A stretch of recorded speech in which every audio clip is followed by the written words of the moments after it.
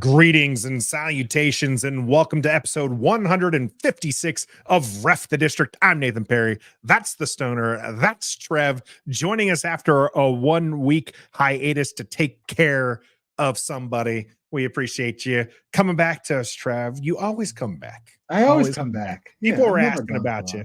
And of you. course, we kept them updated, and we all sent you the well wishes as you and yours continue to heal up from that car crash not too long ago.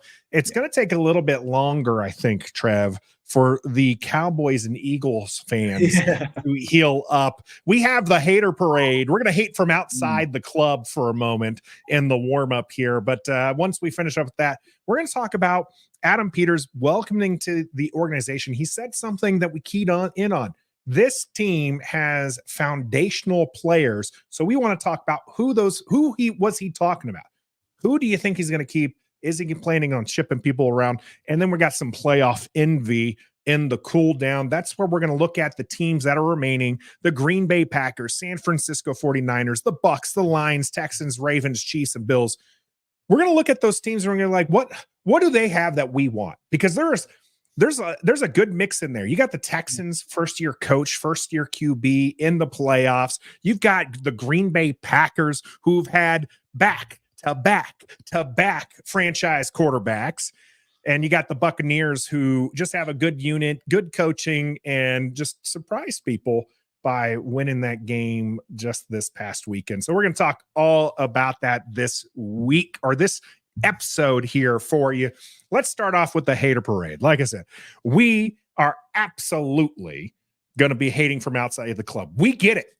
Eagles and Cowboys fans, we get it. If you want to hate on us and talk trash about our team, we know our team's bad. All right. But I was talking with Stoner just a moment ago, Trev. Yeah. It's funny how things have changed, right? Mm-hmm. Last week, before wild card weekend, before the Peters hiring, before all that, so maybe it's 2 weeks ago, we were feeling bad. Mm-hmm. We were down in the dumps. It sucked. Our season is over. We're not even going to beat Dallas, and it's just awful. Things are bad. Now we're the ones who are optimistic. We're the ones who are happy, and the Eagles and the Cowboys both have been kicked out of the playoffs and wild card weekend, and there's dysfunction galore happening with both of these. Sirianni is going to stick around with the Eagles, it seems, as things were coming out there. But prior to that information coming out today, there was some serious discussions about whether or not Sirianni, who was in the Super Bowl just last year, that if he was going to be staying with the team. Mike McCarthy, still kind of questionable whether or not he's going to go there. I love this picture. If you're listening to us or watching on this one, this is great picture. If you're listening to us on your favorite audio platform, make sure you head over to YouTube, hit that like button, subscribe, because this picture is just fantastic. It's worth a sub right there. And so tell me what it is for you, Trev, to kind of be, what kind of enjoyment do you get from hating on our rivals and seeing their demise? These are playoff teams. These are teams that have seemingly had everything figured out. And now all of a sudden there's questions about their coaching. There's questions about their QBs. Jalen Hurts was an MVP candidate at 10-1, and then they go 1-6 to end up getting kicked out. What kind of joy do you take from being a hater towards our division rivals? I'm loving it. I'm low-key embarrassed because our division is obviously the worst division in football, but no matter what the Eagles and Cowboys possess. But I love it. I mean, you had the Cowboys winning 12 games, undefeated at home all year. Dak Prescott was finally being talked about MVP again, making sure that money he got paid a few years ago is worth it. They choke like they always do. I don't know why this year I didn't think they would choke this early. I knew they weren't going to go to the Super Bowl because, but I didn't see this choke job happening. And then the Eagles. I mean, 10-1, like you said, Jalen Hurts, MVP. We played tough against them 2 times, but they still were part of their 11 wins.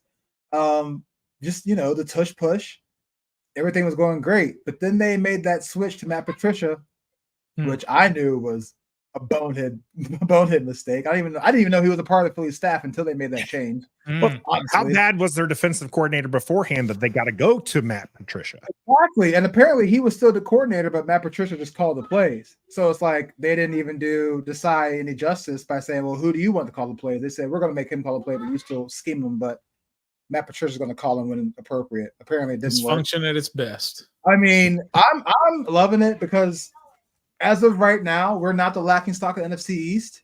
We have nothing but optimism coming out of the media about our franchise.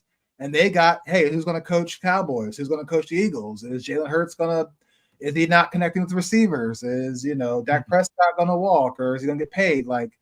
And we're just in the back chilling like, what's up? We just got a new GM. We're back on it's the same feeling that when we got Eric Bieniemy last year, not the same, level, but the same general feeling. We were hyped. Like, oh, we got EB, we make the playoffs, and we got EB now. So now we have something to look forward to in the season coming up. Dan Snyder sold the team, new ownership's in place. And now the time has come for all that can start taking effect and happening for our organization. So I'm on the outside of the club with them, laughing at them while they're on the outside of the club with us. So I'm loving it. I think it's kind of, we're still the laughing stock of the East, of the NFC East. Unfortunately, we still are. Over the Giants, there's a lot of turmoil even in the Giants, as Tommy T mentioned. There's a lot going on, but they're still in the playoffs. Those two teams were still in the playoffs. Philadelphia still went to a Super Bowl last year. Yeah. The Giants and the Eagles have both won Super Bowls more recently than Washington. You can just kind of add it all up. We're still the laughing stock, but we have the most potential now to rise to the top than they do because of all of that dysfunction that's going on. The dysfunction in the Giants is hilarious. We were talking about Brian Daboll's coach of the year last year. And now all of a sudden he's got GMs listening in on his play calling and his conversations and fights with his defensive coordinator and everything that's going on there. Now, you talked about all the stuff going on in Philly and Dallas. But until now, I'd still rather be in their position as what their fans have been able to go through over the last so and so years. I'd still rather be that. I'd still rather be a Cowboys fan in terms of, hang on, don't boo this man. Boo. The fact that you even started off with that. That's ridiculous. This is worse than your Ron Rivera take. No, listen. Who starts a sentence? I'm saying I would rather be in a position to go 12-5, 12-5, 12-5, and lose in the first round than I would going 7-10, 8-1, 4-13. That's what I'm saying. I would rather be 12-5 and have the hope of getting to a Super Bowl rather than having to watch 8 losses in a row at the end of the season. I don't want that.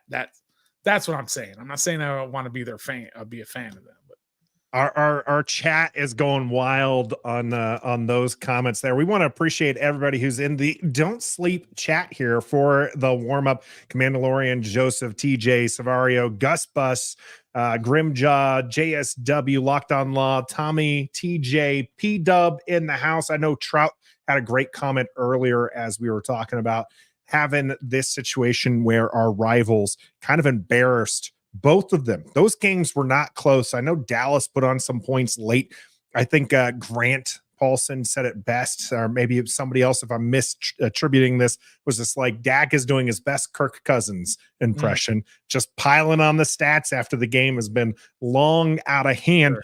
But you're right, Stoner, in the way that it would be nice for us to be spoiled that a first round exit is a thing that we really dislike, right? Because right now we're in a position where an 11-win season would be a treat. A playoff appearance would be a treat for them. If they don't make it to the NFC Championship, it's a bad season, right? Yeah. Losing the Super Bowl is something that I think people, for that fan base, losing a Super Bowl would not be good enough. Just making it there. and it does say something about where our franchises are. I do agree. We've had I think it was Gus who put it up there. We've had the best January of any NFC East team. Point blank. We didn't lose. For sure. Yeah, we didn't lose embarrassingly in the playoffs. We've hired a new GM who was the guy. Okay. Make no doubt about it. There's going to be other people hired to be GMs across the league. Adam Peters was number one. And Washington might pull it's not a trifecta because it would just be the two, but they might pick up. Yeah, Dufecta. They might pick up Ben Johnson, who is the hottest name in this coaching carousel that's happening right now. And that includes Bill Belichick and Jim Harbaugh.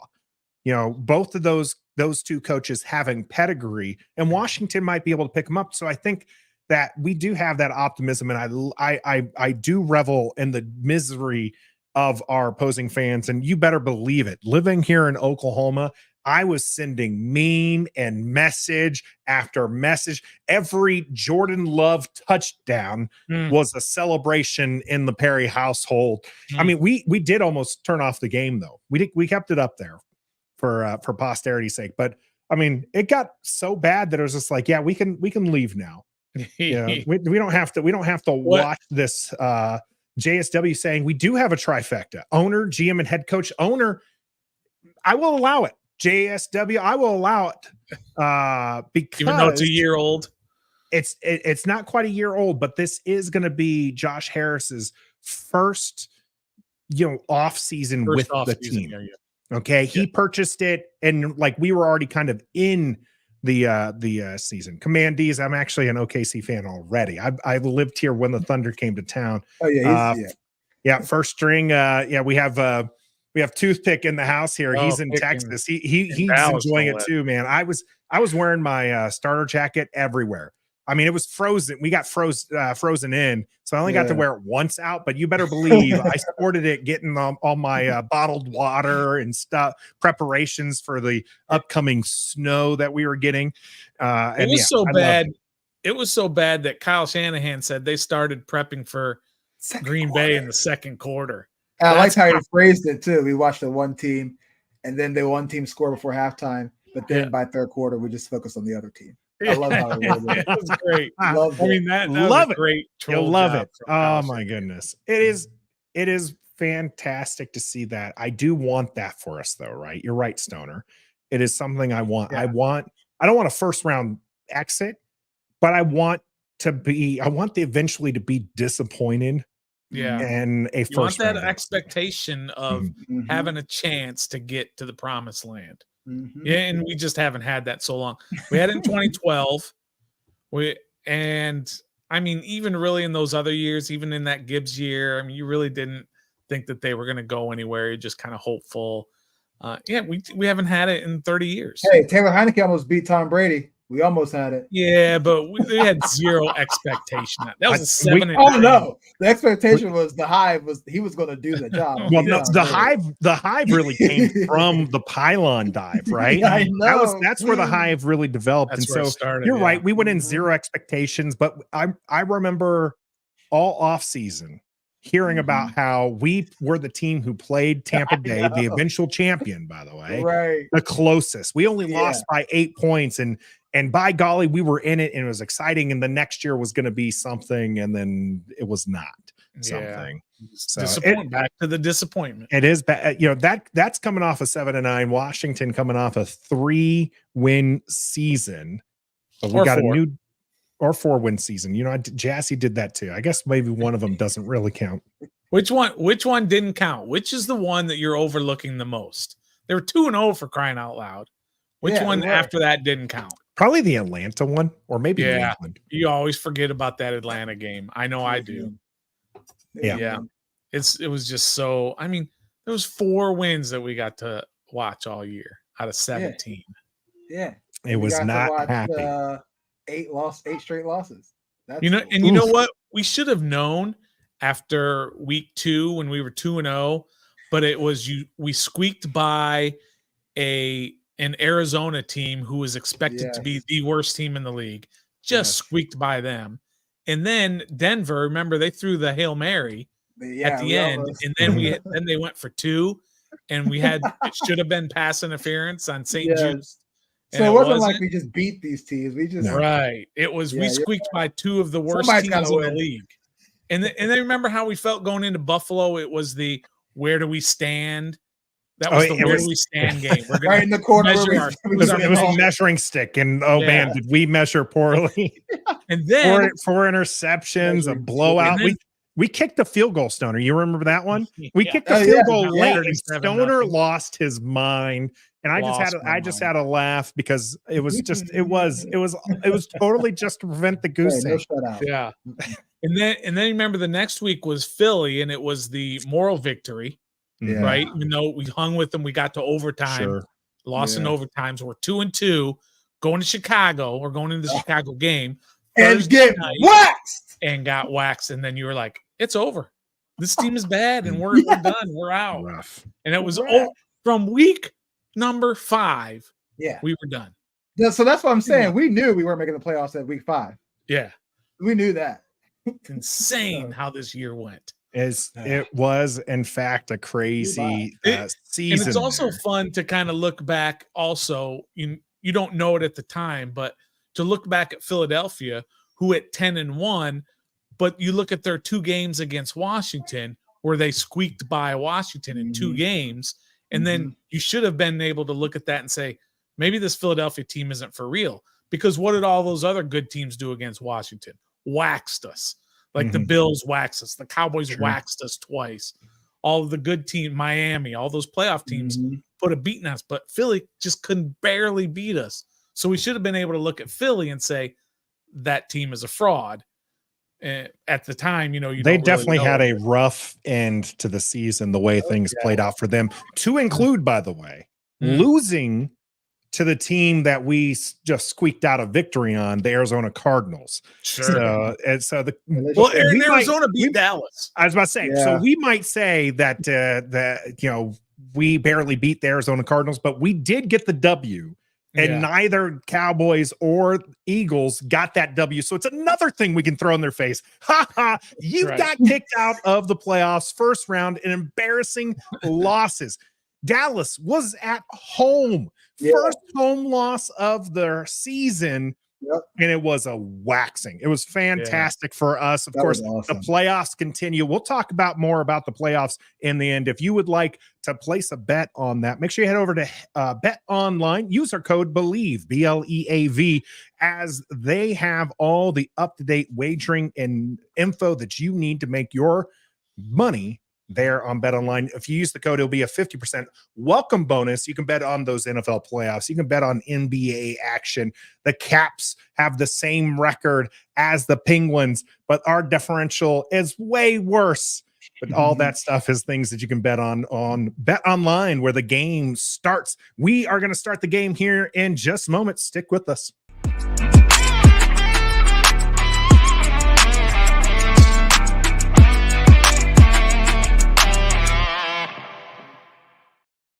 Welcome to the game on episode 156. It's the foundation, as Adam Peters was announced the GM for the Washington Commanders. Great press conference, a lot of GM speak there. And the one thing I keyed in on was how he said that there's a lot to be fixed here. He made no qualms saying like, hey, listen, there's some holes in this roster. Okay. But there's some foundational pieces as well. So I wanted to ask everyone, who do they see as those foundational pieces? And let's start with you, Trev. Who are the foundational pieces for you here in Washington? Sam Cosmi. End of list. I mean, I'm going to be brutally honest right here. Terry McLaurin is a building piece, but he's not a foundation building piece. I still don't think he's wide receiver 1 in this league. I think he's a very, very good wide receiver number 2 on the cusp of being a wide receiver 1. He was just the one here for us because we don't know how to draft or develop wide receivers very well. John Trev, Allen. Trev. Hold on. We're gonna fight, Trev. We're That's gonna good. fight, but go ahead. John Allen, Deron Payne. They can be on the list too. But Adam Peters said he wants to, build a winning, Super Bowl contending, championship contending franchise. Mm-hmm. To me, it sounds like, yeah, I like those guys, but we can do so much better. And that's not saying they've been dominant for us for most of their careers. I mean, they both got extensions through us, okay, for a reason. But the last season and a half, if Adam Peters is judging it off of that, it ain't nothing to really say, hey, I want to build around these guys based on performance from a season and a half ago. Terry McLaurin, you can kind of say the same for him because he just hit the 1,000 mark on the last game of the season. Yeah. Out of no postseason contention. We're getting blown out anyway. It's not like he got that 4, 6, 8 games ago. He got in the last game of the season only because we had nothing left to play for except for that reason, to get him a good stat for his career. Sure. He's been great for us in possible catches, good catch after the run, but he's also has some key drops for us. Nobody even really fears Terry McLaurin as much as they did last year. You never heard that. Stephon Gilmore locked him up a lot this year. Say what you want. Maybe it didn't look like it, but he did. Held him with under 5 catches, whether he got looked at or not. Nobody outside of Darius Slay, because he loves Terry McLaurin, mentioned they were afraid of Terry McLaurin or he's a special guy, the route running. You didn't hear that at all this season. You just heard when we were doing great, when Sam was leading the league in pass yards, that's when you heard Terry McLaurin's name. Other than that, you didn't hear it. So if there has to be foundation pieces like he said there was, I don't know if it's smoke or not, because you don't want to get it right there and bash your team you just got hired for. So it could be smoke. But if it is, I'm going definitely Sam Cosmi. Definitely. Mm-hmm. Terry McLaurin, Deron Payne, John Allen. But if you want to be brutally honest, Sam Cosmi. He's the only one who's been consistent his entire career here. 2 or 3 years. He's been nothing but ascending. Deron Payne, Terry McLaurin, and John Allen have been doing this in the past couple of years. Nathan, can we fight now? You fight. It's all yours. And I don't have a bell sound, but if I did, I'd ding, ding, ding, ding. Ding, ding. I mean, it's so easy to pile on these guys in a 4-13 season. It's especially easy to pile on Terry McLaurin in the stats that he put up. I mean, Terry McLaurin was on everybody's list as a top 10 receiver for the last couple of years. He's not Jamar Chase, Justin Jefferson level. Sure. But very few people are. But he is still a number 1 receiver, full stop. He is. I'm sorry, Trev. He's a number 1 receiver. You don't have to apologize to me. I'm the guy for the last couple of years who have been telling people, easy with your Terry McLaurin love. He's a top 15 receiver, but not top 10. Bro, you put him, he's a wide receiver 1 on the bad teams. Arizona, Giants, us. That's because those other teams already have good number 1 receivers. No, they Arizona's number 1 receiver. No, I'm talking about the good teams. They're talking about. So he on the good teams, if you want that wide receiver 1, you gotta have Jamar Chase. You gotta have you don't gotta have him. That's what I'm saying. You don't gotta have that guy. You don't have to have that guy. You gotta have something that more guy than Terry, is great, bro. But you don't have to have that guy. You gotta have something more than Terry. I completely take his off the field character out of it and do production only. Mm-hmm. Yeah, 1,000 yards, 80 different quarterbacks. That's great. But has he ever really taken over a game? Yes. Has he ever? Many times. No. He didn't this past year. Stoner, he hasn't had a 100 receiving yard game in how long? I get it. This year was not a good year. More than 10 catches a game in how long? These 8 catches, 49 yards, 9 touchdowns, bro. 9 touchdowns. I'm not going to mute him. 9 touchdowns. Who had 9? Terry had 9 touchdowns this year. Yes, that's awful, bro. as a wide 9 receiver touchdowns? number Are you one? kidding me? How many did Puka Trav have? is elite. How many did Puka have? How many did Puka have? Trav. How many Jamar Oh Chase my have? goodness. How You're gonna many? make me bring Pull this him up, up. aren't Pull you? him up. 9 Pull him touchdowns up. is Oh my massive. goodness. How many year. Tyreek Hill have? How many? Oh Right. my goodness. But that's what I'm saying. I He's cannot not believe Tyreek what I'm Hill. hearing. He's Justin not, Jefferson. bro. He's Chase only level. been good here. We've only seen him here with mediocre play, and he's wide Right. receiver one here because we have no other choice. We didn't make He's moves to go get a stud receiver. We got Dontrell Inman. We got all these has-been receivers to pair with him to make him look like wide receiver one. John Dotson was in the combo for that in the offseason. Right. John Which was crazy Dotson. talk. Which is I crazy told talk. Nathan he If was you have an established crazy wide receiver talk. number one, that crazy talk don't happen. It doesn't. Terry's a great player. He's top 10, 15, whatever, but he's not a top fearing NFL wide receiver number one. Nobody I think fears him that's- anymore, bro. They feared him up until this past season when you brought in a new offensive coordinator, a different system, and a different quarterback. But here, this is what I hate to say, Nathan. I hate to say this, but I'm gonna say it. You got to watch the tape. I'm sorry. If you watch the You tape, can watch the Terry's killing bro. dudes Oh my god. every single pass play. He's Yeah, killing but dudes, but they're not getting him the ball. when he gets the ball, what's he do? What do you mean? what Thank does he you. do? Thank you very much. What do you mean, It what took does you he too long do? to answer that. He just runs for like 10 yards and falls. He catches with his body. He doesn't catch with his hands. I can't believe I'm hearing He- this. Nathan. his It is best crazy. skill is a It is crazy. 50-50 ball. I and do want want to clarify. He finished with 4 touchdowns. I didn't think he had 9. I was Yeah, like, nine only seems. Yeah, Makes he my had 4. point even more valid. Yeah. Your wide receiver number one had 4 Okay, touchdowns. but if The he same had amount of 9, games we won. How many games we win? The same were number of touchdowns still- wide receiver number one had. all right, let's Same go quarterback to, all year. Nathan. Let's go to the playoff teams. Okay, Okay, Tampa Bay has Mike Evans. Mike Evans. sure. right? First ballot Hall of Famer, right? Okay, yep. Terry would be a number 2 there, Oh my, right? maybe number 3. Chris Godwin's number 2. He might be number 3 there. Oh my goodness, I can't do. I'm not gonna be able to control myself. All right, who else? Who else is left? San Fran, Debo Samuel's a 1. Terry would not be ahead of him. All right, so let's go to Different give me the other roles, teams. by the way. That'd probably be He's a little bit He's closer wide than what you're receiver 1, thinking. but still, and he might Go even ahead. in San Fran. He might even be 3 with Ayuk there. I like Ayuk. He's a stud Okay. too. Let's keep going. Who are the other teams? Help Lions, me out. Amon St. Brown, Lions. and he proved that against us last year. Amon St. Brown Is nice.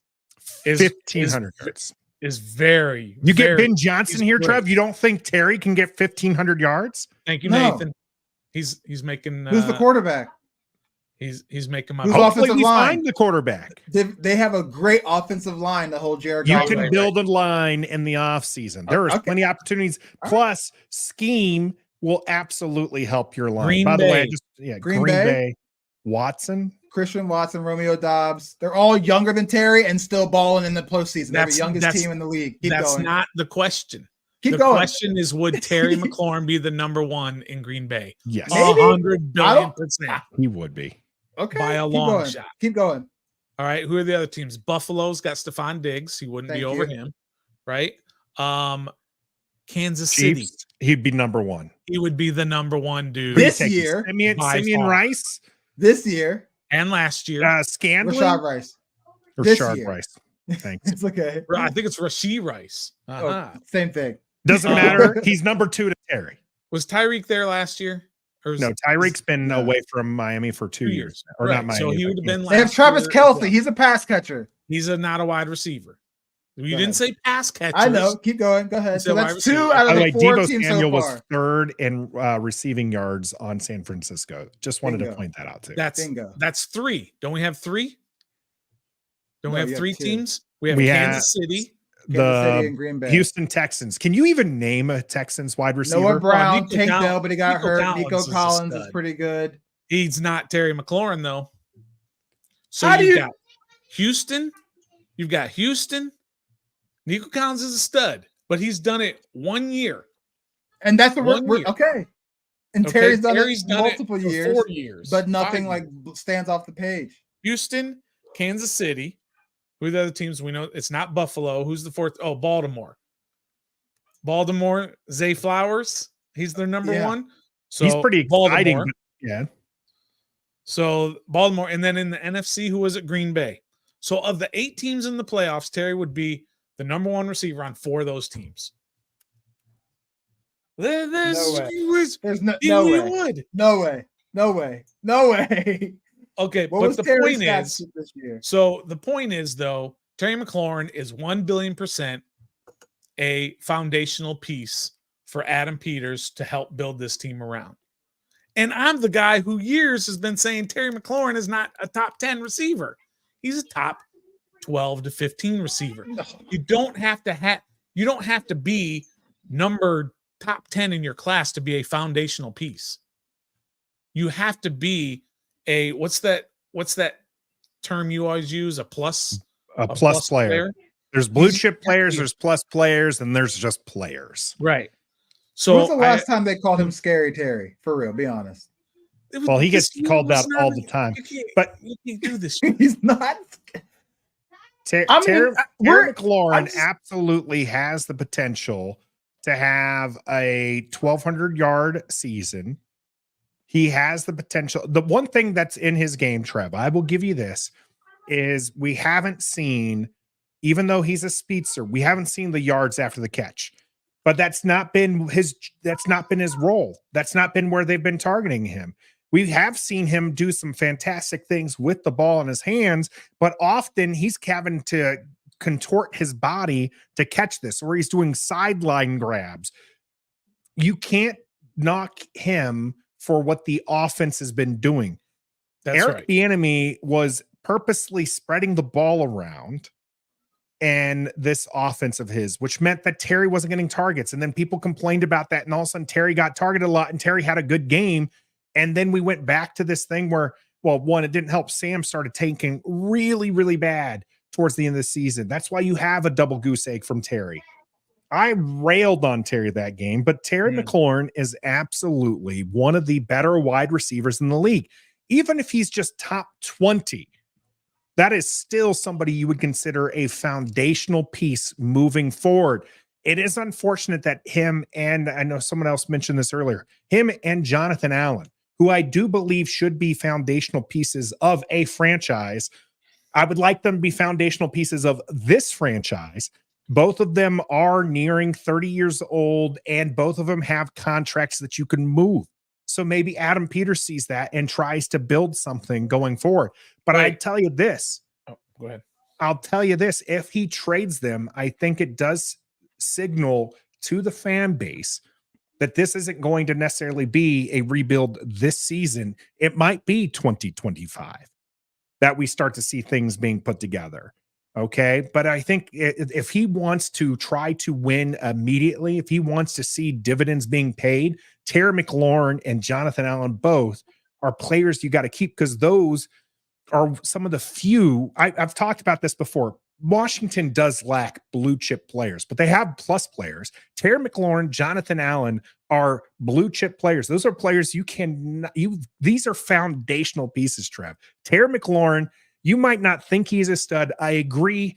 His ceiling is not that of Jamar Chase. We've seen everything he can do. His ceiling is not that. But if Amon St. Brown, who I think is a good wide receiver, who he thinks he's a great wide receiver, doesn't he know all 27 wide receivers drafted before him? Mm-hmm. I think he's a good player. But if Washington can find an offense that can feed Terry, then he would have 1,500 yards. This offense saw a 4,000-yard passer, at least close to it, right? With Sam, and only 1,000-yard receiver. And nobody else sniffing near it, okay? Yeah. Not a single one with 4,000 yards to split up. Terry McLaurin is clearly a number one receiver, and you need to keep him around. That's because we don't have anything else that is even close to being better than him. So we have to make him. We thought Jahan was him. He was a punt returner coming out of college, y'all. Now, and here's the question. He proved that he's more than that. Do not tell me 7 years ago he was looked at as a punt returner. He's proven Trev. Now you're going to get me really upset. No, he has proven that he belongs to be a wide receiver in this league. But wide receiver 1 on these stud teams that are Easy. constantly in the media, he falls at number 2 and number 3 to them. He's a nice You know compliment what- piece, but he does not take over a game, bro. Do you I don't know, care who throw it, he just doesn't do it. Trev, do you know what Andy Reid and Patrick Mahomes would do with Terry McLaurin? They'd turn him into a first ballot Hall of Famer. How Is do what we they know would that? do. Because you can see it on Watch him play. You watch If you the watch 22. I You I see have watched Terry him play. McLaurin he's AD. He's open all day. All the time. All He's day. always Doesn't mean he's a open. good- And whether it's the offense that's not designed to go to him or the quarterback who doesn't find him or whatever it is, he is always open. Bro. And if you had a quarterback who would just throw him and target him like these other quarterbacks do, or you target Jamar Chase is one of the best receivers in the league, right? Yep. The defenses know that. Every defense knows it going in. Yeah. They have a game plan on how we're going to stop Jamar Chase. And they still Stop don't Jamar- stop him, is my And they point. still don't stop him because Joe Burrow or whomever is Browning, No. they will target him no matter what. This offense was not either built or Sam did not, it wasn't thrown into, pounded into his head. Throw the ball to Terry. Period. All they had to they do this won't do- year Yeah. is put an extra guy on Terry, and it was done. He was clamped. You double Not team because he Terry, was- he's fine. I'm just not true. saying he's only a wide receiver 1 here because that's all we had. If you put him on all these other caliber teams that win more than 4 games at least, We just did. We just proved we that just whole we point literally wrong. went over the playoff and teams. I know. I'm Let's- just saying. Let's he's a move wide on receiver from 1. Terry McLaurin So- because Alright. we're beating a dead horse here. All right, Trev you're- is you're right, wrong. yeah. We all know it. I don't think I've seen one single person agree with you, Trev, on that. I don't need and that's anybody to agree likely with Adam me. Peters. Okay. Adam do that, Peters Trev. isn't going to agree with Stand you. up. Adam Peters is I looking am. for foundational pieces. Yeah. Let's talk real quick. As Toothpick let us know, and we're going to get live reaction here. The Cowboys bringing back their head coach next season, Mike McCarthy coming back. It was That's good just for us. reported here as we are doing this here, and I think that's great. I think Yeah, Mike it's great. McCarthy is exactly the guy. I always who was the clapper? What was his name? Oh, why am I spacing Jason on his Garrett. name? Yeah, Garrett. Jason Garrett. Jason Garrett. I wanted him to stay in Dallas forever because that was mediocrity. Like, give him Kirk Cousins and those two a Ford Focus, and there you go, the definition of mediocre. And it was fantastic. Okay, Commander Lauren agreeing with Trev. Yeah, Grimjaw. Let them extend Dak. Stoner and I do like Dak Prescott, but man, that was rough. But yeah, I think it's fantastic that Mike McCarthy is back.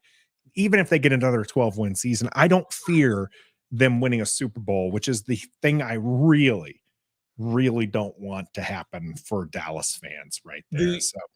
And also the hate, or maybe hate's not the right word, but the disrespect for John Allen is on the same level as it was for Terry. You look at all the advanced stats and everything. He is almost as dominant as he's been in the past. He was just doing it for a defense that was giving up 32 points a game and 500 yards a game. You want to And know that's why partially Jonathan on Allen him. was so mad? His team's losing. He's giving max effort. He's beating double and triple teams. He's doing his job, as the sign on the locker room said. That's right. And he has to watch the person to his left and right not be effective. And then he has to watch an offense not put up points on the board. Then he has to watch the people behind him give up huge play after huge play. Jonathan Allen is absolutely a foundational piece, and it drives me mad. He don't even want How to be many here. So how's he a people- foundational place? How That's many not true. people want That's to not trade true. him? What did Trev say? Trev said that he doesn't want to be here. Completely false. I heard him say it right out of his mouth. He said They he would all love to say be it. here. They all say that. They're not Okay, gonna say, well, no, I don't don't want to be say- here anymore. Well, don't Chase say Young he said doesn't it. want to He be didn't here. want to be here. Cam Curl saying it. He don't want to be here. You have to say it when you're asked in the camera. You have to say Okay, it. So No how player's can been you like, say no, they I don't don't want want to be to? here. So how He can you say they don't want to? He wants to be traded. He How- said the why do you word say trade that? out of his mouth. Who said that? Jonathan Allen. He said he did wanted to not be say that. traded. No, he He's didn't. thought about the trade a lot more this year. He's tired of Okay. losing. He didn't say He's he already been wanted through to so be. many changes. He never No. said he wanted to be here either. John Allen is definitely a foundational piece. Don't start again. Don't disrespect Deron Payne. Deron Payne is a foundational piece. He's a plus player. Everybody loved Deron Payne until this year again, Well, when he we're was living the doing what present. he does. And I'm very iffy on the one guy that everybody agrees on. I'm very iffy on Sam Cosmi. Really? I'm not saying he's not good. He's pretty darn good, but he's a freaking right guard. Okay, maybe the most inconsequential position on an entire football team, if you had to rank them.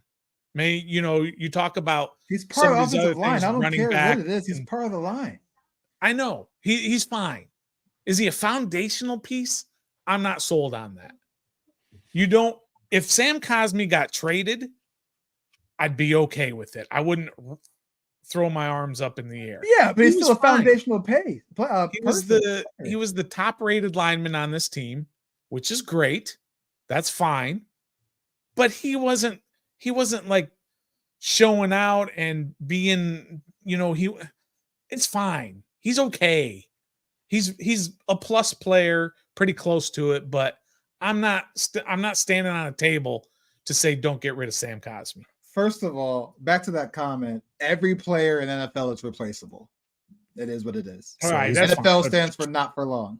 So Trev is So- referring Andre here for our Yes. audio listeners says, I think You can Trev replace is Terry McLaurin tomorrow. confunding confusing what is a foundation player. Maybe our guy is not elite, but it's a guy that could be hard to replace immediately. Here's where I'm at. I'm just sick of living in mediocrity and recycle, reuse. I'm sorry. So now we have a competent person who's going to lead all football operations. Why are we going back to saying, well, let's just, keep these? No, man, I'm tired of mediocrity. I'm tired. John Allen, yeah, he's good, but he's better at leading pregame speeches and not fulfilling them than he is on the field right now. But I'm stop sorry. blaming You paid John him- Allen, Bro, because the whole you team gave is bad. him money that's team friendly, but he's not performing. You gave Deron Payne all that money and he didn't perform. They did perform. Bro, I'm saying they are performing, but overall as a team, because it was such a down year, then everybody just wants to say every single player is bad. Last year was an 8-1 season, and we thought Terry McLaurin and John Allen and Deron Payne all should have been all pro. exactly. Just That's because my they were point. 8-1. But They their were- stats and everything, their production this year is the same as last year. But now all of a sudden they suck this year, even though they did the same thing. Terry, if you compare Terry's stats to this year to last year, are not that dissimilar. They are very similar stats. Maybe 100 total more yards, maybe one more touchdown. That may even be a lot. The catches were about the same, but last year we wanted to put them in the Ring of Honor or around FedEx already because they were 8-1 and almost went to the playoffs. But this year, all of a sudden, he sucks. Let me ask you And this. John Allen last year was a top 50 player. This year, he's still going to be top 100. He might not be top 50. Right? So he's still that same player, but now we want to poop on him because the team was so bad overall. Every team, and I think, Trev, maybe you weren't here for this particular discussion. Every team, the great teams, the Kansas Cities of the world, the Baltimores of the world, they have like 5 to 7 super studs, A-plus type players. That's it. Out of 22 starters, they have like 5 to 7. Everybody else are role players or good players. So yes, Washington does not have a Lamar Jackson.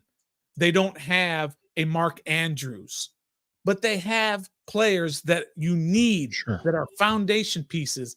And what they really need is those A-plus players. They need those Deebo Samuels, those Trent Williams to get them to the next level.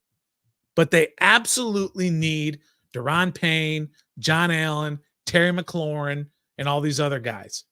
They just need more of the better players as well. Okay, so we've had. Go ahead, Trev. Sorry, we've If you're had going to John counter, Allen. I'll let you go. We've had John Allen, Deron Payne for how many? For like what, 2 or 3 plus years? How many times we've been to the postseason with them? 4 how many 4 or 5 How years. many times we've been to the postseason with them? Sorry. That was a little premature there. How many times we've been in the postseason with them? Once. Okay, so what is keeping them one more year going to make a difference if we, But I mean, Trev, what is this it? is football. This isn't the NBA. It's to where not for one long is man- what that stands for. Where one man can make an absolute difference to the entire team unless he plays quarterback. John Allen last year on an 8-1 team that did not make the playoffs was the 38th best player in the entire NFL. Yes. Right? They didn't make the playoffs last year either. He didn't help them win last year. No. But he was a 38th best player in the NFL according to NFL players. This year he's still going to be there, but they were a worse team.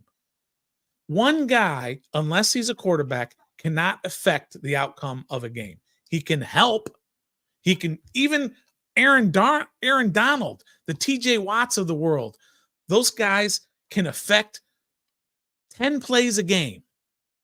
But the other 60 plays, they might get, scored on defensively, we're talking about. But he disrupted a certain amount, or he helped disrupt. But one man can't affect the score of a game in the NFL unless he's a quarterback. So you can't say John Allen is no good because the team's been no good during his time. You can say Carson Wentz sucks because he was the quarterback and he has. I'm not saying he's a bad player. I just don't think that he's outside of his pregame speeches foundational. I think 2 things I want to talk about here. Mandalorian commenting Washington does not have a Pro Bowler. One, Pro Bowl voting is certainly not the way to see things in light of whether or not you have good players or not. One of the things I would say to Stoner's mention there, where he said a good team has 5 to 7 like quality blue chip players, right? Right. Okay. And I think we're going to take that one step further. Is those are those players, and I'm not trying to say foundational players. I'm saying the top players that are just darn good. Okay. Those are 5 to 7 players are at least in or approaching the all pro discussion. Okay. Because all pros is a way where you can actually determine kind of the value of somebody, because that's voted not by fans, not by social media likes, and not anything external like that, even though it is a little bit external because it's media, but that's something to strive for. Now, Pro Bowls aren't nothing. Pro Bowl voting does matter to the players because 10 years after they retire, Pro Bowls will be something that they're measured in for Hall of Fame. But all pro is really where you want the players, those 5 to 7 players, they should be getting in that conversation. Jonathan Allen was in that conversation last year. Washington probably doesn't have anybody in that conversation this year because it was a down season. And that's just a fact of the NFL as well. When you have a down season, it's hard to sit there and say Jonathan Allen did really well when the team wins 4 games. Terry McLaurin had 1,000 yards. There's only like 30 people who did that, but hey, he's still, on a bad team. So it is hard to kind of point that out. But when it comes to the conversation of foundational, because I think a lot of people are wondering what we're trying to say here is, are these cornerstones of the franchise for 5 years from now? Or are these players that Adam Peters is looking at, that these are pieces we can build to win games now with? And I think that he is talking about that last part, that the latter there, where he is talking about foundational pieces. He's talking about players that he's going to keep here because those are players who are going to help him win games. Now, the Sam Cosmes, as inconsequential as right guard might be to Stoner, as a foundation piece, having a player like Sam Cosme on your offensive line is absolutely something you're going to want. You're going to want players like Jonathan Allen and Terry McLaurin if you want to win games now. Deron Payne too. am way down on Deron Payne. That's the player that I think that, if we're going to ship a defensive tackle, let it be Deron Payne. Yep. I know a lot of people don't want to hear that, but that's the guy who I would ship. The players that Adam Peters are looking at, I believe, and I think this is where we should frame this conversation from this point forward, is who are the players that he thinks he can win in Washington with. Mm-hmm. Okay. Which includes not just their play on the field, but also kind of their attitude, their commitment, leadership, to and all that aspect. So I think if we tackle it from that perspective, Trev, because one of the things, and several of our people commenting have mentioned this, and they're right. You can't sit there and trade away Jonathan Allen, Terry McLaurin. Adam Peters himself has said that this roster needs some work. There are holes in this roster. And if you trade away, Trev just popped out there. Trev said, bye-bye. Yeah. So we'll switch over to the 2 box here for until Trev gets back. But if you trade away everybody, and you pick up draft picks for this year, next year, or something like that, here's the thing: is you're going to be a worse team. When you're talking about draft, that is an entire crapshoot. That is gambling at its finest. All right. If you get 2 players in a draft that are foundational for you, that meaning those are blue chip players, that was a draft that was by far excellent. GMs are going to be measured not by the draft picks they hit, but whether or not their teams are successful.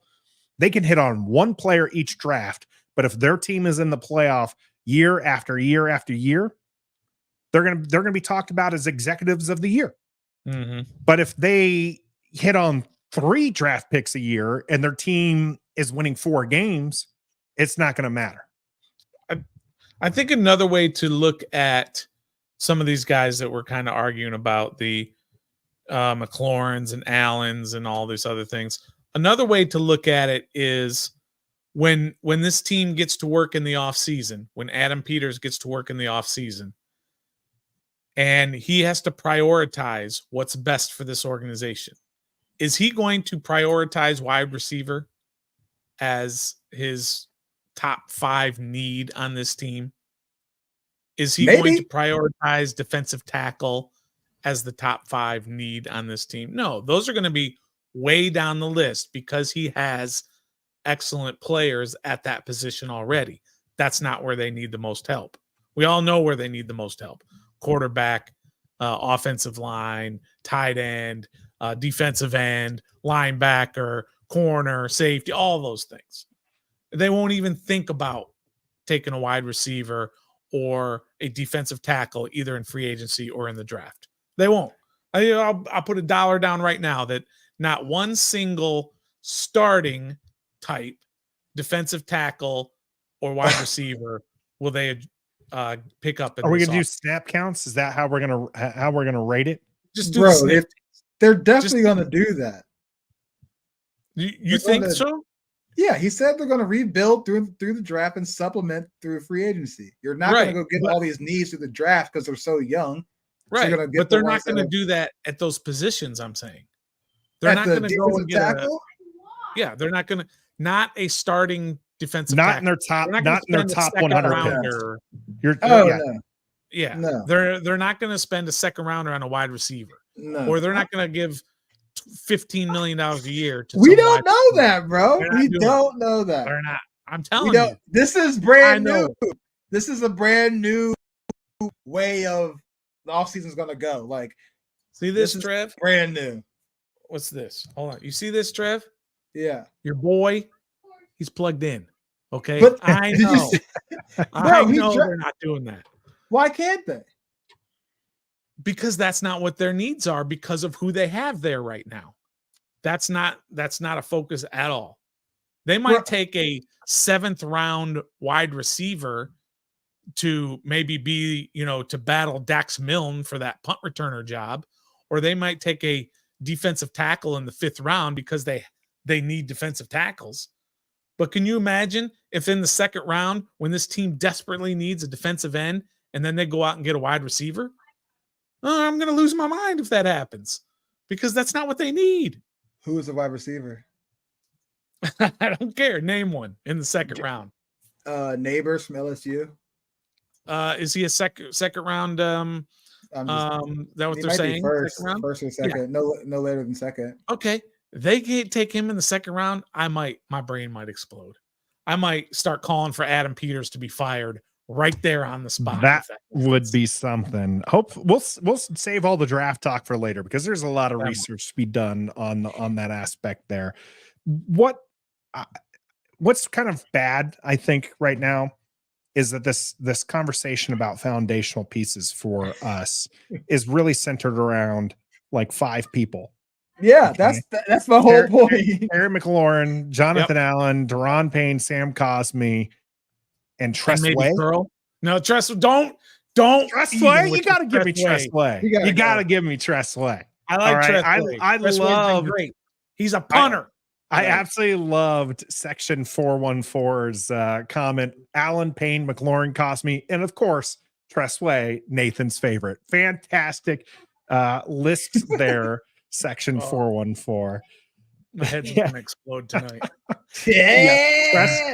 Tressway is my foundation, probably not the team's necessary foundation.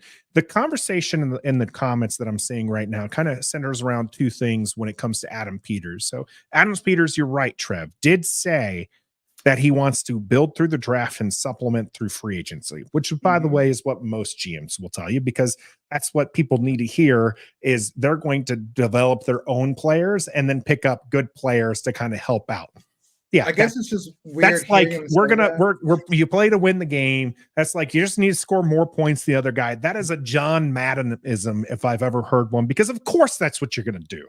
I agree. No GM in their right mind, Trev, is going to get behind the podium day one and be like, "Hey, we're going to be spending big money to get the big names here, and maybe a few draft picks because we don't need those." All right, no one's going to do that.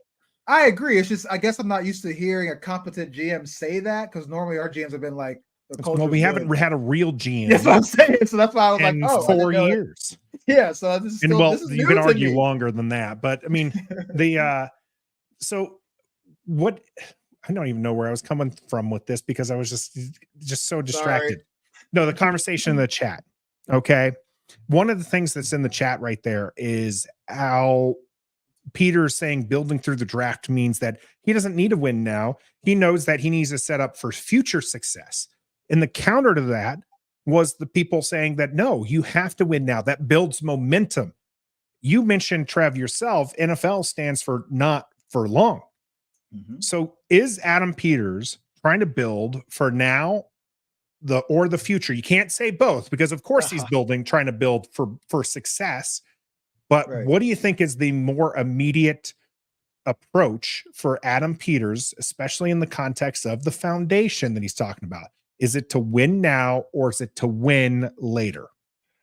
I mean, I think win now, and I'll get to why, but I'm going to counter that first. I guess you could counter that because of what he did in San Francisco. It took like so many years to get them where they are now. But when he addressed at his press conference and then the sit down talk with Zach Sullivan and all that, it sounds like he understands that we've been trying to win now for the longest time. Yeah, it took maybe 4 or 5 years for San Francisco, but they were still winning. Like they were still like 8, 9, 10 win teams, 7, whatever. Here, I think he sees that we've been trying to at least win 10 games since 2012. Like he knows that this city, this fan base, this organization is dying to win now. We've been patient enough for this day to come where we got a new regime, so that's here. And I think he understands that the patience is running thin on the community, on the franchise, on the city, and the fans. So I'm going to go with win now, because of course we want success, like you said, for 5 years to come. Like, why would you? Of course. I mean, we signed him for 5 years, so hopefully by the time he leaves, we'll have a couple of Super Bowls or whatever, or NFC championships. But yeah, I'm going to go with win now, because I think he just understands the frustration that we literally need to win now. We don't have time or the patience to wait 2 or 3 years to finally be like, oh, we're here, and be late to the party. It's time to win now. So I'm going to go with win now. I think it's a win later. I don't think he's that concerned about winning now, because what he Josh Harris is going to do is he's going to give him that opportunity. He's going to say, you don't have to turn this around in 1 year. Somebody even said it in here. Josh Harris has been through a process. He's been through a lose to finally build to the point to where they are contenders in Philadelphia and the 76ers. But they had to lose really bad for 5 years to finally get to that point. He's a patient owner. He's not somebody that's going to come in here and say, we have to turn it all around now. And you even saw it with Ron Rivera and how he has dealt with Ron Rivera in terms of he could have come in right away and canned him and got somebody in here, and that would have been difficult. The timing wasn't great. But he could have canned them after they were 4-10 and they had lost like 6 in a row or whatever. I'm exaggerating, but he could have done it then. But he knows he's not in it for that instant gratification of what the fans are calling for. How many times did we on this show call for Ron Rivera to get fired? Many times. Yeah. And he's just like, I'm not doing that. We're in this for the long haul. Let's just be patient. Let's get through it. And then we're going to win later down the road. I can kind of counter. Sorry, Nathan. I like what Brian had to say about this one. Did you hear what he said, Adam Peters, about his first year in San Francisco? He said, you did not see the improvement in the standings, but you saw it on the field. Several people commenting that it's not necessarily win now, but as VU Cat here says, is it win now or is it competence now? It's not about winning now. It's about winning later, but being competitive now. Remember what not Ron being blown said? out by teams would be nice. Remember what Ron said first year when he was all about roster building and building for the future and everything, until he looked at the standings when they were 4-6 and in first place. And then he decided, okay, I think I'm going to go for it now. That's the absolute opposite of what they should have been doing. Right. Yeah, I'm gonna correct you just a touch there, because it did that actual conversation didn't really happen at 4-7. It happened at 1-7. Whatever it was. Right. Washington was still in the hunt for the playoffs. That's right. And he was just like, hey, we got to switch gears, because the NFC East, he didn't exactly say this, but he did say, hey, we're in the playoff hunt, so we got a shot. We're gonna play to our outs, and it worked. They made the playoffs. They made an exciting game in the playoffs against Tampa Bay, and we never saw anything like that again. Do you think?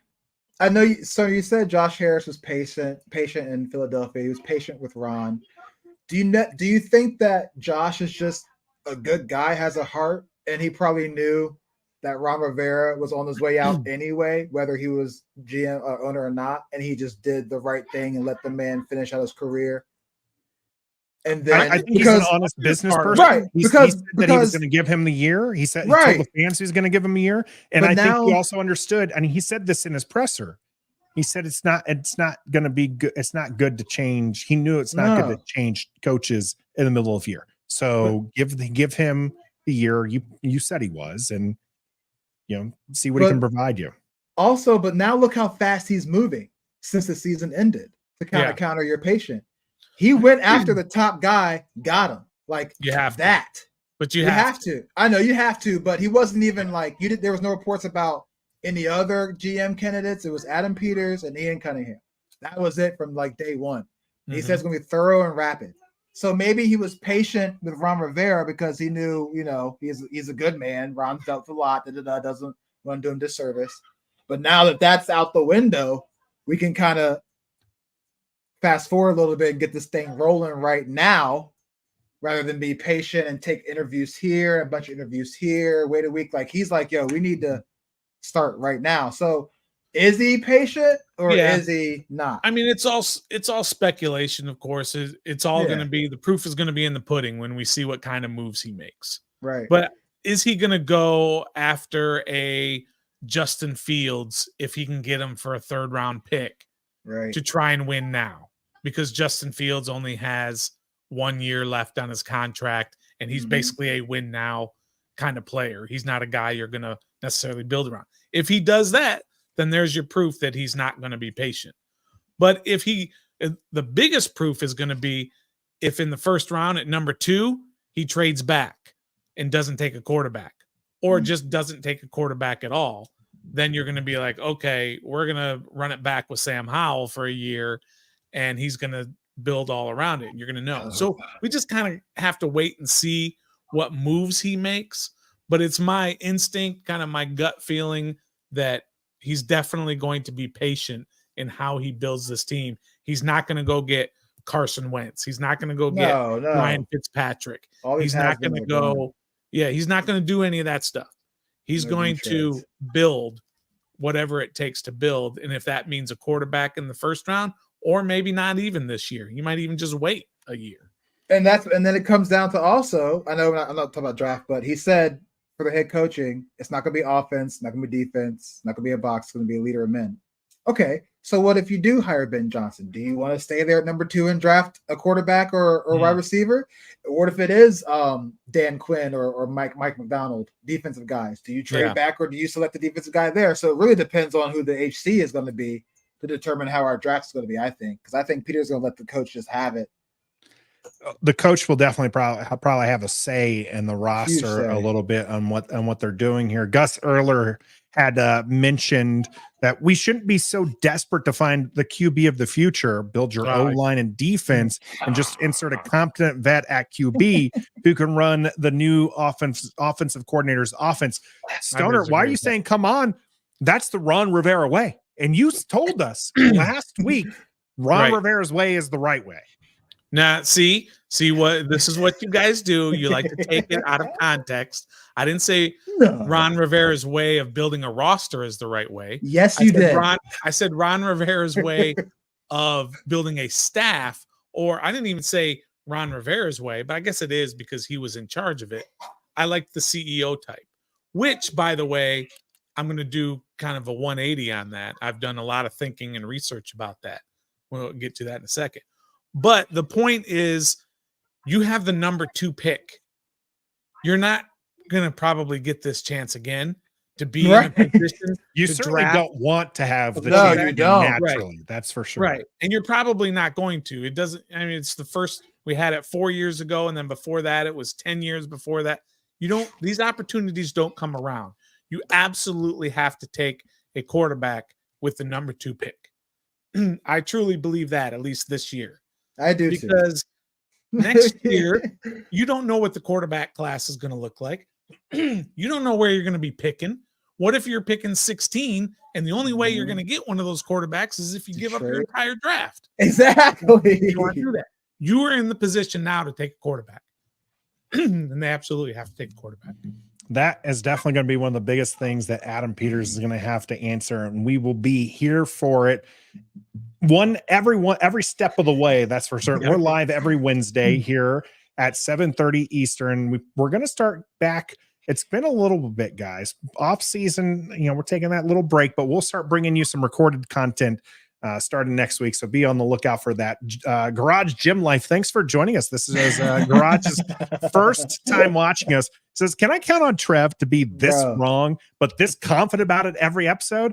Because I'll subscribe just to watch and laugh. And so 100%. And Gus, a longtime listener of the channel, said pretty much you can always count on Trev to act a fool. So, yeah, this is not for entertainment purposes only. This is legit how I'm opinionated right now. It is always great to have the different viewpoints here on Ref the District. It's always great to have the comments here because you guys help us do things like segue wonderfully, as Locked On Law here is talking about how every team in the playoffs has a QB, and Stoner has some information on that here in the cool down. Stick with us.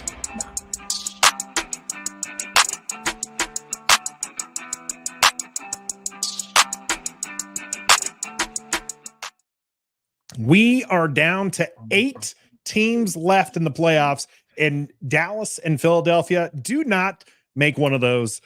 Going to go full circle with the hate parade here, as that just made me feel good. That was a great weekend. Adam Peters being announced as the GM, Dallas getting throttled at home, Dallas and Philly getting the exit in the playoffs. Fantastic, which means we don't have to look at them in this conversation that we're about to have on playoff envy.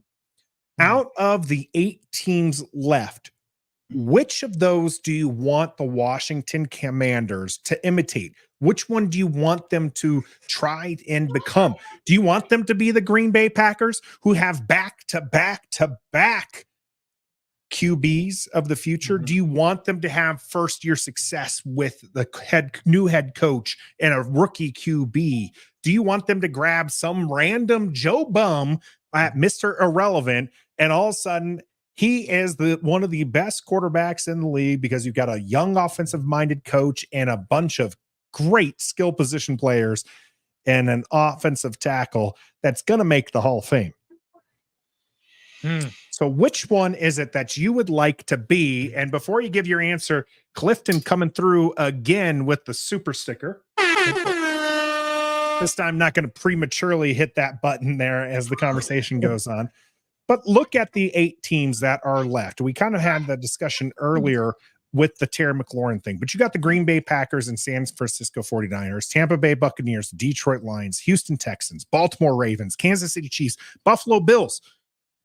Which of those teams, Trav, would you like Washington to become? I've got a few. The hot commodities right now, Lions and Texans, only because Lions, how creative and innovative their offense looks every time they step on the field with a vet quarterback, great offensive line. They've got a good squad. Texans, they drafted CJ Stroud, first-year head coach, D'Amico Ryans, leader of men. Not to say Ron Rivera wasn't, but it's a different style. Sure. I love it. Ravens, just because they're disciplined and they're smart with their money and they know how to build an organization, disciplined organization. The Buffalo Bills, just dominant, disciplined. They always give you that, what about the Bills in the middle of the season? But in the postseason, it's like, the Bills in the postseason. I want that resiliency. Chiefs, winning aura. Yeah, they have the team with the most receiver drops, but guess where they're at? They're dropping them in the postseason. I mean, I just want those. I want disciplined, innovative, creative football. Ravens to Packers. I think that's luck. I really think that was luck. They caught Dallas sleeping. Dallas thought they were a young team. It's a walkover. They caught Dallas. They are a young team. I think they're actually one of the youngest in the NFL. I think that's kind of a little bit of luck. Who else is in there? Yeah, so just from the Bills, Tampa, I just think that's also luck. I think Philly thought Tampa was whatever, and they caught Philly sleeping and on a slump. Tampa has an aging roster. A lot of people like to point out Terry McLaurin and Jonathan Allen nearing 30 years old, but they're able to do something this year. So I'm going to go Baltimore Ravens and Bills for disciplined, dominant football, and then Lions and Texans for innovative, creative, highlight reel, high-powered offense.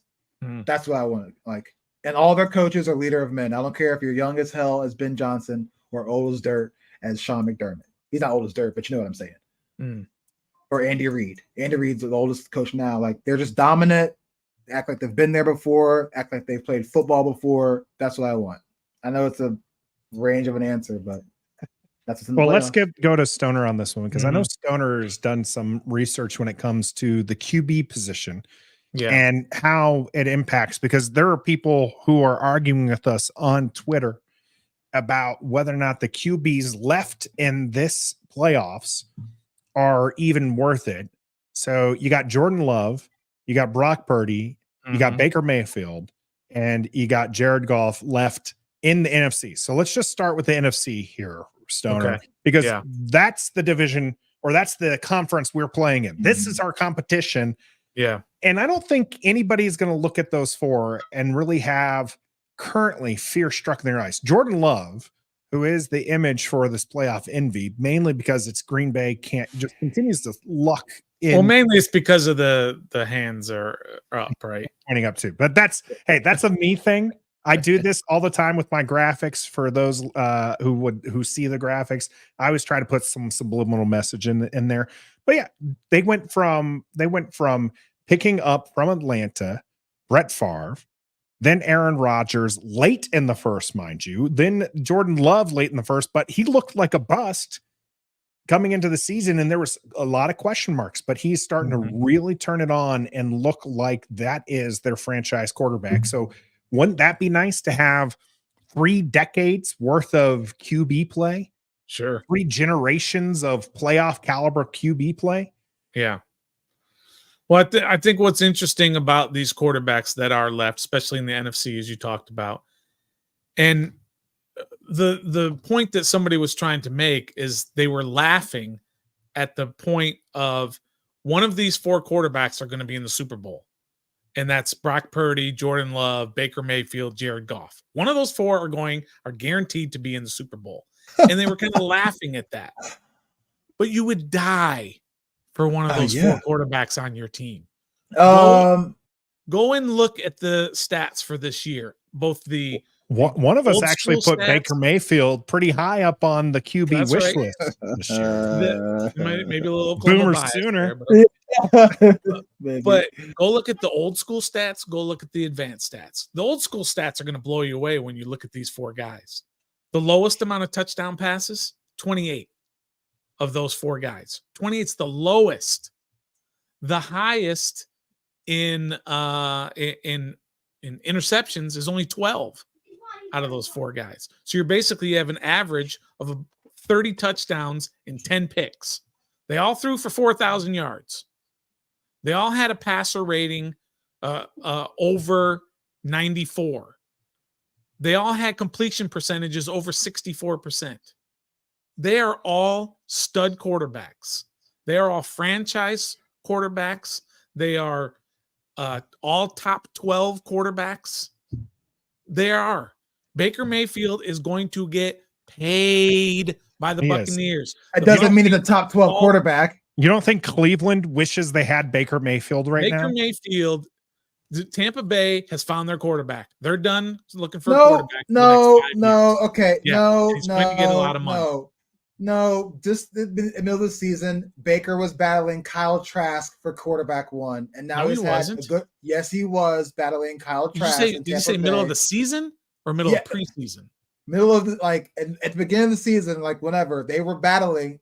Regardless, he had a battle. Baker Mayfield, went to a battle with Kyle Trask. I know it's your guy. I'm sure it was a QB battle in the sense that Sam Howell and Jacoby Brissett were battling. But also, what is the key to all these 4 quarterback success in the postseason and the season? They all won. Offensive line. If you have a line, I could be back there and put up stats like that. Think about it. Okay, that's fine. By the way, Tampa's line not good. It's the same, but it's the same as it's been since Tom Brady was there. That's what I'm saying. They haven't. It's the same. Tristan Wirfs is still there. And Baker put up comparable stats too. He did because you have a line. You know what I'm saying? But he didn't have a line in Cleveland. Running teams in the NFL. That's fine, but they were probably one of the best protecting the quarterback. If we're talking about quarterbacks, we're not talking about running backs. That's fine. You can say all that. But think about it. Baker Mayfield, it took a good offensive line to show us what Baker Mayfield can do. Let's be honest. Let's not be honest. That man was in the MVP conversation in Cleveland. Okay. And that's a great line too. I understand that, Trev, but you can't sit there and all of a sudden say that this Tampa Bay season that he had is an anomaly, because he's shown us that he was a 1-1 QB. Okay. First pick of the first round for a reason. And we've seen that he could be successful, Trev. He had a 26-8 year. He had a 27-14 year. He had a darn good year. And you can put all of these different things in there. The proof is going to be when they give him a 4-year, $160 million contract this offseason. And he wets the bed. They will. Yeah, they'll do it, and he'll be Baker Mayfield again. Let's not forget, this is the same Baker Mayfield who was let go by Cleveland, got picked up by the Panthers, let go by the Panthers same season, picked up by the Rams, finished with them, and then happened to be signed here. And the Rams, it's not like he's been consistent ever since he's been in the league. Let's be honest. The Rams that's the problem. Loved him. McVay loved him, but then why didn't you keep him? Yeah, they had a You had quarterback. Stafford. You literally picked him up as an You emergency QB and- because Right. He Stafford was was only an injured. emergency because Well, you Stafford could was have kept hurt. him behind Stafford, but you went and got Carson was Wentz hurt. instead. 3 was That's what I'm hurt. saying. Like, if Baker's that great, then why can't he stay with the team longer than a year? That's what He I'm saying. will. You know why? Because he has an offensive line this year. He didn't have one in Carolina. Fine. He didn't have one in LA last year. It's amazing how when a It's guy true. sucks, he sucks. But when true. he's good, it's What- not okay. because he's Somebody good. else. Out of those Somebody four else. Everybody quarterbacks else. you listed, which one do you It's- trust the least? Out it's of the Mike four quarterbacks Evans, you listed, And which it's one do the you trust the offensive least? line. What'd Which you say, one do Chris? you trust the least out of those 4 NFC quarterbacks that are less? Which one do you trust Brock the least? Purdy. But if you're saying he's the 8th out of, I mean, not Brock Purdy. I meant Baker Mayfield. But if he's 8th out of the best 8, I'll take him. He's not 8th out of the best 8. His team is just in the playoffs. He's not that great. How many games they win before they got in the playoffs? 9. They're in a horrible division and they only won 9 games. Mhm. And they won the last game 9-0. So this Baker Mayfield being a great quarterback talk, I can't hear it right now. He's just playing good football at the right time. And Where so was his this 3? And that's what good QBs do, Trev. It's Brock Purdy was doing this his 337. first year in the league. It's It's irrelevant. 337 and 3 touchdowns in a playoff game. That was the offensive line. So okay. It took Baker Mayfield how many All years right. to finally I don't get know how comfortable? we derailed into Baker The point Mayfield is- conversation because we're trying to talk about just the teams that we're looking for. Though, Right. last note on Baker Mayfield. Yeah, I knew I'm with- Oklahoma I'm with- had to get in here. I'm with you, tougher guy. Give Baker Mayfield his commercials back. I miss Baker was it Home commercials. Depot? all right, those It were was- fun. Yeah. He had thought it he was actually had insurance, the it was insurance, wasn't it? But those were so fun. Give him back They were his pretty good. in national commercials, please. Okay. back Getting to the back to the teams, point. Stoner. Yeah, back to the teams themselves. Right, They right. all have good lines. There is no doubt that and it's almost a cop out because we're talking about the 2 number 1 seeds. I want to emulate an organization that year after year after year wins. They go through coaches, they go through quarterbacks, they go through star players, they go through everything, but they always win. And that's Baltimore and San Francisco. I love everything that Baltimore does. Ever since they became a franchise and they said, you know what, who we're taking with our number 1 pick? We're taking Jonathan Ogden. You know who we're taking with our number 2 pick? We're taking Ray Lewis. And I don't care if it's Elvis Gerback or Trent Dilfer or Joe Flacco or now Lamar Jackson. It doesn't matter the quarterback. They know how to build and they know how to stay consistent in their front office. They get the right coaches. It doesn't matter if it's Brian Billick or if it's John Harbaugh. They have an organizational structure that works year after year after year. That's what I want to emulate. And San Francisco does the same as well. And they've done the same all through the years as well. They've had a couple of down points here and there, but mostly they're consistent in winning regardless of who's quarterback, regardless of who's coach. They've had Bill Walsh and George Seifert and they won Super Bowls, and now they got Kyle Shanahan and everybody in between and the quarterbacks. That's what I want Washington to emulate. I don't want Washington to necessarily emulate a Tampa Bay who goes out and gets a Tom Brady Baker Mayfield year, which I love. I would do that too. But then next thing you know, you're starting. We have plenty of recordings of you, Stoner, saying you would absolutely sell the farm 100%. for any one of the QB ones that. But that's not my preferred available. method. My Sure. preferred method is to build it for the long. It's nice to look at the Lions and the Texans and say, oh, this is the sexy new team. They are loser franchises for the most part. Sure. Yeah, but I don't want to unfortunately, emulate that. So is Washington for the last 30 some odd years.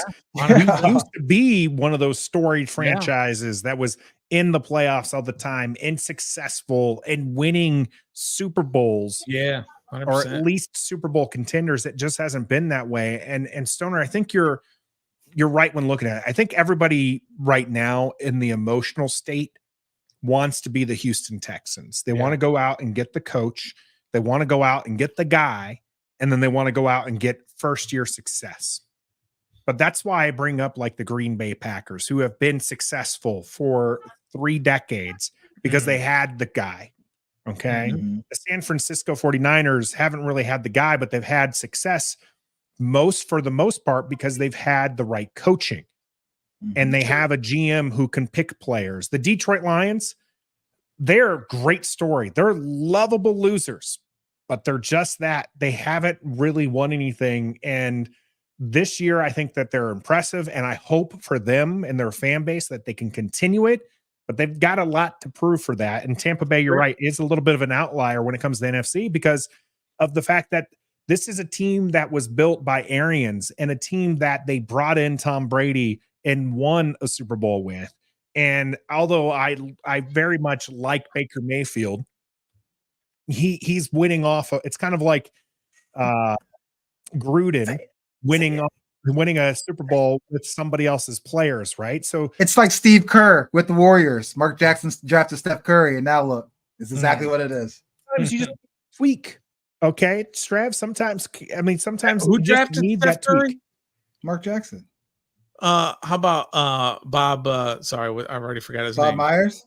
Bob Myers drafted Steph Curry. Okay, same thing. Mark Jackson was head coach. Okay, I just wanted to get Steve Bob Kerr Myers. swooped in and won 4 Sometimes chips. you just need that tweak, but that's the Tampa Bay roster for me. And then when you look at the other side, like I mentioned, Houston, Kansas City Chiefs have been very hot and cold, and they've got one of the best coaches of all time right now in Andy Reid. They've got one of the best quarterbacks of all time in Patrick Mahomes. But that's hard to imitate. That's a dream. I mean, that's like Green Bay Packers in the sense that finding success 3 decades in a row with QBs is a dream, but the Green Bay Packers have just been a successful franchise for as long as the NFL has been around. The Buffalo Bills, I put them with the Detroit Lions. I really do. I think I know, Stoner, you love yourself some Josh Allen. Love him. But that team is Jekyll and Hyde. I think they're a well-built team. I like what I see. But man, that team looks ready to implode. And I think that's just who the Buffalo Bills are. They're going to have a few great seasons and then they're going to implode and you're going to wonder what the heck happened. And that's what I feel is going to happen with the Bills. So you're right. The Ravens are one of the teams. I hate to say it. I hate to say that the team up 95 is one I'd want to emulate because I didn't really understand the hate for the Ravens because I was in the military. I lived out of the area and everything. Until I got a house in Annapolis and I realized, oh my God, I really hate these Ravens. Actually, it was even a little bit before that when I was living up in Baltimore County. But I lived 30 minutes away from the stadium and the Baltimore fans were just absolutely atrocious. But the franchise is something I can get behind. They can't draft a wide receiver to save their life, although it looks like Zay Flowers might be a guy. But they just win. So those are the franchises that you want to be like, in my opinion, is the ones that are going to be winning year in and year out. And the expectation, like we said in the hater parade, the expectation should be Super Bowl or bust. And other teams have that. We don't yet. I have something for you to take to the bank.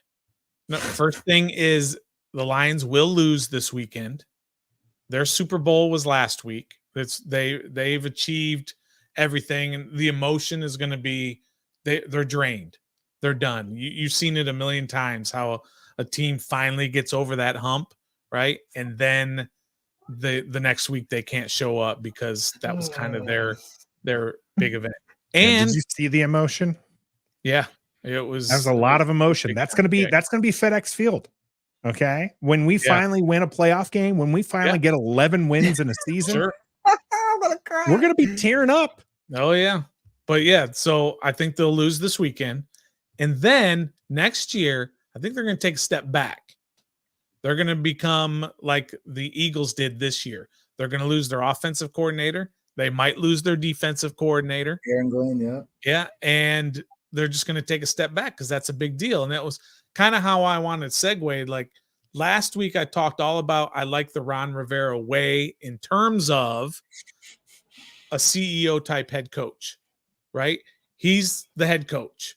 He's got an offensive coordinator. He's got the defensive coordinator. And when you look at these teams, these 8 teams that are left, you have 2 CEO types, right? You have Harbaugh and you have, I've already forgotten, Campbell in Detroit. Mm-hmm. They are CEO types where they delegate the offense to one guy, the defense to another guy. Mm-hmm. Then you have 3 teams that have an offensive minded or have an offensive play caller. He's the offensive coordinator and the head coach.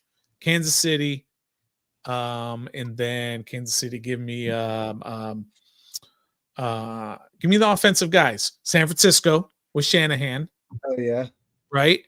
And Yeah, who's the other one? LaFleur. I got to look at my list here. LaFleur. Matt And LaFleur. LaFleur. Exactly. Yeah. So those are your three. And then you have three defensive guys who are call plays. D'Amico Ryans calls plays for his defense. McDermott, right? Exactly. And who's the- Reed oh, calls Tampa, offensive plays. Todd Bowles. Todd Bowles, yeah. In defensively. So you've got a mix, right? You've got CEO types with Harbaugh, of course, and Campbell. So last week I said I wanted that type of guy because I wanted my coach to focus entirely on the team and delegate. But I think I've done a 180 on that. I think I want, it doesn't have to be an offensive guy, but I want to have my coach also be a coordinator on one side of the ball. Because, and I kind of looked at Philadelphia as the case, right? Philadelphia had Steichen and Gannon as his coordinators, and he lost them both. Yeah. Because they were so successful. He lost them both. And then this year, he couldn't figure out his coordinators. He switched defensive coordinators towards the end of the year, and his offensive coordinator got railed on how he handled the offense. Brian because Johnson. Steichen apparently was the Jalen Hurts whisperer. Yeah, he was. Right? So if, for example, we get in a guy who comes in as a CEO type, and let's say it's Harbaugh, right? Let's say it's Jim Harbaugh comes in, and let's say he brings his offensive coordinator and his defensive coordinator from Michigan. You mean right? John? Oh, Jim. Yeah, sorry. Jim, and they ball out, right? Okay. They have a great year, both sides of the ball. We win 11 games next year and go to the playoffs and all this stuff, right? Our offensive coordinator and defensive coordinator might get picked up by other teams. They might be the hot coaching guys. And then Harbaugh's got to find two new guys, a la Nick Sirianni this past year, a la what Dan Campbell's going to go through next year. He's going to at least lose his offensive coordinator. And then he's got to go find another one. But if you have a guy that you bring in, for example, let's just say Dan Quinn, just for the heck of it, Dan Quinn comes in, he's the defensive coordinator. So if the defense balls out, he's not losing his defensive coordinator because it's him.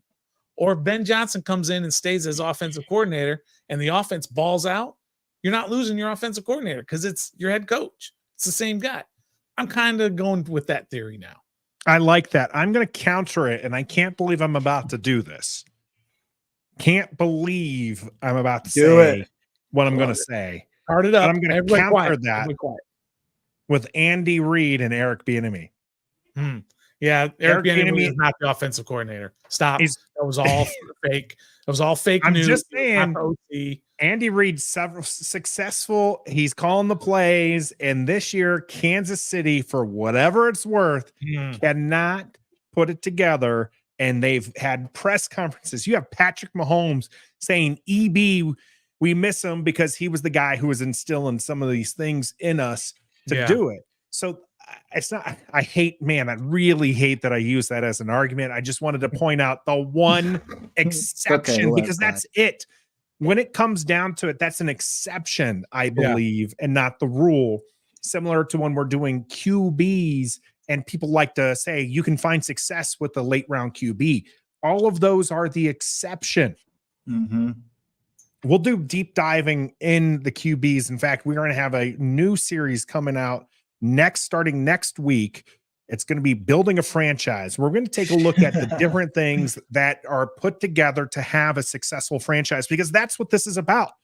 We have playoff envy. We are green with envy, not just because of the Packers, but because all of those teams in the playoffs have something we do not, and that is success. And that's what we want. So how do you build towards that? There's not any one answer to that.